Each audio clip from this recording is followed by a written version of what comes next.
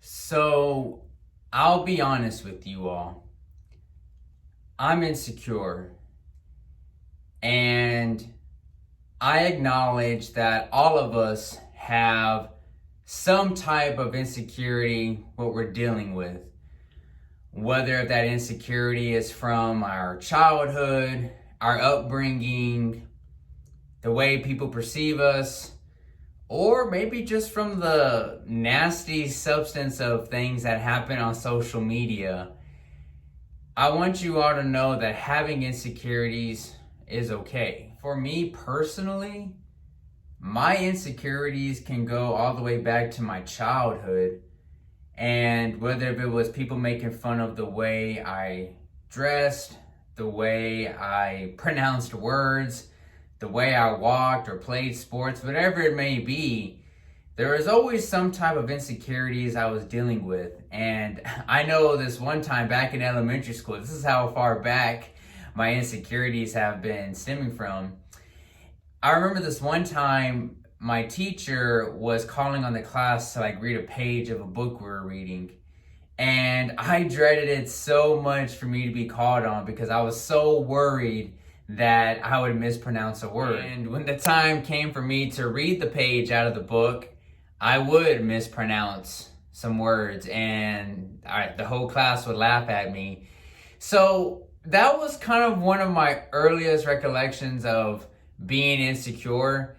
And obviously, middle school and high school, you may have your typical bullies or just picking on each other.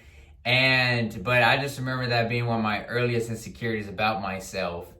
And ultimately, as I'm now an adult, there's still moments of times where I am insecure. And there may be times where I create problems in my head that don't even exist. And whether if you are currently going through some insecurities or you have dealt with insecurities in the past, I just wanted to make this video to share some helpful tips that have assisted me with overcoming my insecurities. Now, one of the things that have helped me in addressing my insecurities was forgiving my past. Now, as I've already told you, my earliest recollection of being insecure stemmed from elementary school, but I can really say that my insecurities really enhanced during my high school and college years because of some relationships that I was involved in. Now, I'll highlight more of my relationships in another video, but just to kind of give you a nutshell, I was in a relationship with someone for 5 years, and ultimately it led her to cheating on me and becoming pregnant. And I really feel like that was one of the things that really enhanced my insecurities. And over the years, it's taken me time to forgive that individual, but I have. And I want you all to know that if something has happened in your past, you have to forgive that past. And I'm not saying that you need to be best friends with that person who may have caused harm, or you need to be kind of oblivious to your feelings or emotions, but forgiving is one of the first steps in healing from your insecurities. Now, I'm not saying that whatever type of insecurity you're going through is justified, okay? But whether it's a person or a group of people who have made you feel insecure, I would encourage you to maybe analyze and see if they were dealing with any type of insecurities themselves. Maybe they were struggling with their own demons, and maybe their own insecurities was their driving force. And at the end of the day, ladies and gentlemen, we're human. We have many imperfections. We're going to continue to struggle, have insecurities until we're taken from this world. But what I would say is forgive them for their behavior. Again, disclaimer, not saying that what happened to you is justified, but we are human. We have many imperfections, and you holding on to that resentment is not doing you any good. Forgive that person because you deserve peace. Another thing that has helped me in dealing with my own insecurities is truly embracing myself and not comparing myself to other people. Now more than ever, with the accessibility of social media, I feel like it's so easy for us to be so insecure because we live in a society where we're always constantly checking in to see what other people are doing. And so if you're scrolling through social media and you see somebody in a new relationship, or they're getting married, they bought this house, they're traveling across the world, I feel like that actively harms us and leads us to even having more insecurities. One thing that you need to remember is that all of us human beings are on different paths. So regardless of what anybody is doing in their life, be happy for them and let them enjoy their successes. The reason being is because you can only write your own story because you are the author of it.